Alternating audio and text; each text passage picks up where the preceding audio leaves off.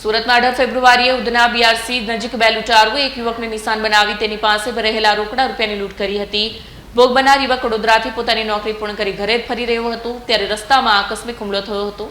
વિગત મુજબ યુવક જ્યારે મરાઠી સ્કૂલ પાછળથી પસાર થઈ રહ્યો હતો ત્યારે બાઇક સવાર બે શખ્સોએ તેને રોક્યો।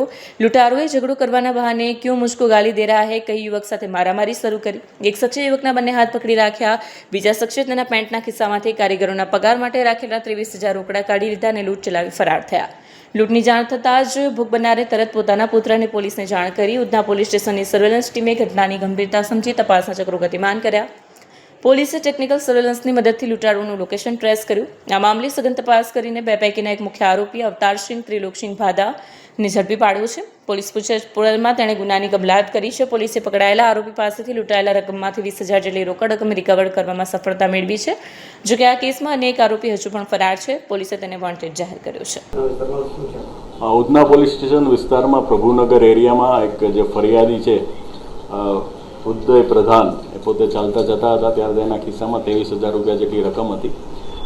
ત્યારે એક બે સરદારજી જેવા ઈસમો એની સાથે ઝઘડો કરીને ક્યું ગાલી દેતા હે એ રીતનું બહાનું બનાવીને ઝઘડો કરીને એના ખિસ્સામાંથી 23,000 રૂપિયાની રકમ કાઢી લીધેલી, જેનું એક અવતારસિંહ કરીને બેના બોલચાલમાં નામ ખુલવા પામેલું। પોલીસે આ સંબંધે ટેકનિકલ સર્વેલન્સ અને જુદા જુદી ટીમો બનાવી અને શોધખોળ કરતા અવતારસિંહની છે એ ધરપકડ કરેલી છે અને એની પાસેથી અત્યારે 20,000 રૂપિયા જેટલી રકમ છે એ રિકવર કરેલી છે। અવતારસિંહના કોઈ ખાસ ગુનાહિત ઇતિહાસ છે નહીં અને બેકાર માણસ હોય એ રીતનું હાલ જણાય।